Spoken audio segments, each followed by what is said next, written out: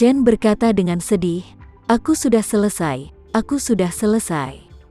Video ini tidak hanya mengumumkan urusan Raya dan Lina, tetapi juga mengambil panci hitam Ayu padaku, dan juga tuduhan memukul bahan peledak ke Jumbo Pavilion dan menyandera banyak orang yang dilakukan dan Dro juga dilimpahkan di kepalaku. Ini untuk membuatku menjadi musuh semua orang. Memikirkan ini, Chen Sucipto putus asa. Dia tahu betul karakter kebencian dan kekesalan orang Indonesia. Bintang-bintang di industri hiburan yang memiliki segala macam perbuatan buruk akan dilawan oleh orang-orang di seluruh negeri, belum lagi mereka telah menusuk hal sebesar itu sekarang. Bagaimana jika dia punya uang?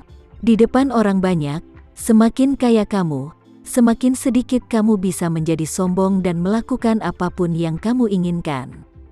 Meskipun keluarga Sucipto kaya dan berkuasa, mereka hanya berani menjalankan banyak hal kotor di belakang punggung mereka dan tidak pernah berani mengungkapkannya. Kadang-kadang orang menangkap beberapa petunjuk secara tidak sengaja, dan banyak uang serta energi harus dihabiskan untuk krisis hubungan masyarakat. Sama seperti banyak orang di internet yang menduga bahwa Chen Sucipto ingin membunuh Lina, dia menghabiskan ratusan juta dalam sehari untuk citranya sendiri dan membersihkan seluruh jaringan. Alasannya juga karena takut mengekspos diri sehingga memancing kritik dari masyarakat di seluruh negeri.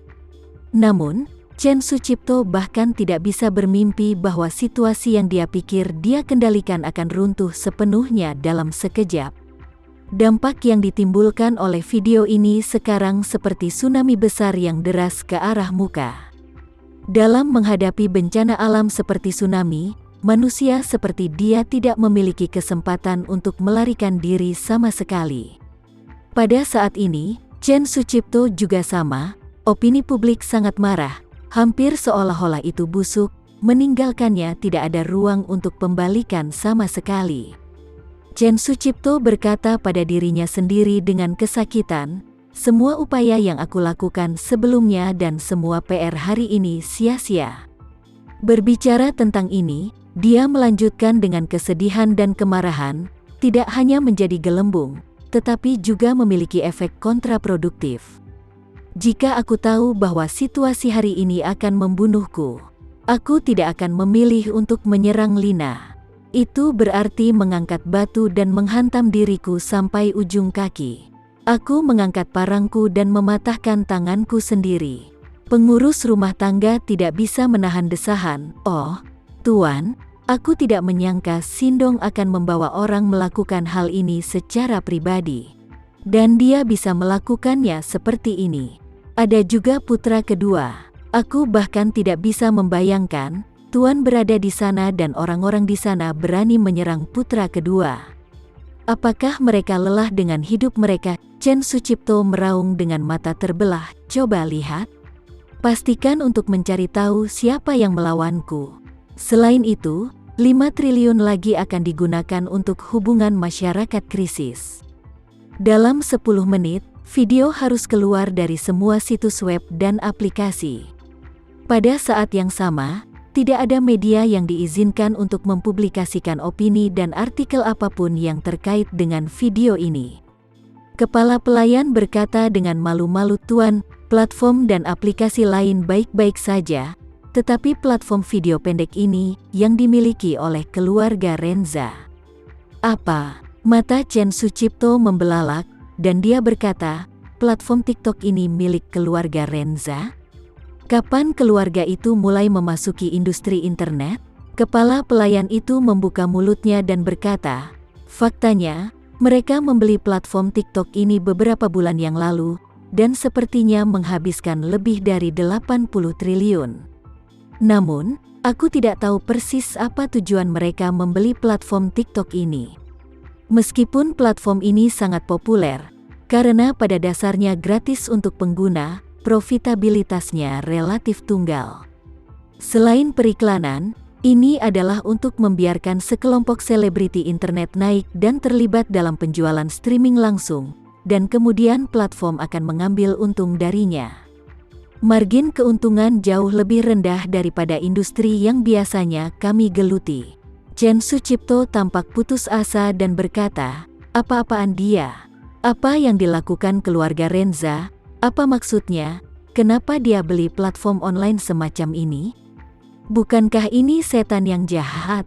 Baik keluarga Sucipto dan keluarga Renza adalah keluarga besar teratas dengan sejarah berusia seabad. Keluarga besar seperti ini, seperti keluarga Rothschild, umumnya beroperasi di industri tradisional.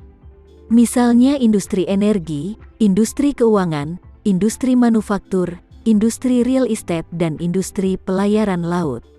Tetapi keluarga mapan pada dasarnya tidak menyentuh industri internet. Ini bukan untuk mengatakan bahwa mereka tidak tertarik dengan industri internet, tetapi karena mereka telah bekerja di industri tradisional selama bertahun-tahun dan semua keuntungan, kontak, dan sumber daya mereka terkonsentrasi di industri tradisional. Selain itu, cara berpikir orang semacam ini relatif konservatif, sehingga mereka umumnya tidak berinisiatif melakukan pembelian dan pengoperasian internet dan teknologi. Ini juga mengapa petinggi internet di seluruh dunia pada dasarnya adalah orang-orang kaya yang bermunculan. Jarang terdengar keluarga top dengan sejarah berusia seabad yang telah menciptakan prestasi luar biasa di industri internet. Keluarga Sucipto secara alami juga sama. Chen Sucipto pada dasarnya tidak memiliki akses ke internet, sehingga keluarga Sucipto jarang melakukan bisnis internet. Karena itu, dia pada dasarnya tidak tahu banyak tentang platform video pendek seperti TikTok. Dia hanya tahu bahwa itu adalah platform rekreasi yang disukai beberapa anak muda. Dalam kesannya, keluarga Renza sepertinya tidak berbeda dengan keluarga Sucipto. Tetapi dia benar-benar tidak tahu bahwa keluarga Renza benar-benar membeli platform sosial media seperti TikTok. Jika platform TikTok ini milik keluarga Renza, maka kemungkinan ingin mereka berhenti mempublikasikan video ini hampir nol. Tapi Chen Sucipto tidak mau menyerah. Dia tahu bahwa hal terpenting baginya sekarang adalah segera menghapus video ini sehingga orang lain tidak dapat lagi menontonnya dan menghentikan penyebarannya sepenuhnya. Jadi jika Anda ingin mencapai tujuan ini, kamu hanya dapat meminta bantuan keluarga Renza. Jadi dia menutupi dadanya dan berkata dengan susah payah, "Pergi dan ambil teleponku, aku mau menelepon Maher Renza." Setelah Maher Renza mendengar berita hilangnya Surya Sucipto, dia segera memanggil putra-putranya dan Leo untuk bertemu dalam semalam. Dalam pertemuan ini, Maher Renza dan putranya sangat bersemangat.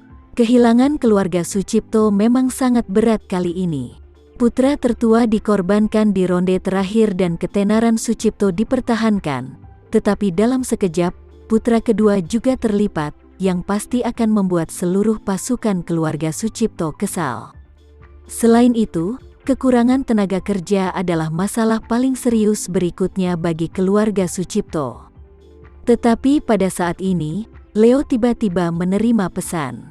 Dia melihat ke ponselnya dan berkata dengan gembira, "Tuan, tampaknya seseorang telah mengekspos keluarga Sucipto di platform TikTok." Sekarang perbincangan di kalangan netizen sangat intens. "Oh ya?" Maher Renza buru-buru bertanya, "Apa yang terungkap? Biar aku mau lihat." Leo segera membuka aplikasi TikTok tersebut, dan salah satu yang menempati peringkat pertama dalam rekomendasi algoritma adalah video yang diunggah oleh Tama Renza. Semua orang buru-buru berkumpul, dan hanya menontonnya selama beberapa puluh detik, dan semua orang bersemangat tanpa tambahan. Setelah menonton video tersebut, Maher Renza sedikit gemetar karena kegembiraan. Sekian dulu ya video kali ini, kita lanjutkan lagi videonya di lain waktu. Oh iya, bagaimana menurut kalian? Semoga bisa sedikit menghibur kalian semua. Untuk teman-teman yang baru nonton, jangan lupa subscribe ya, hehehe.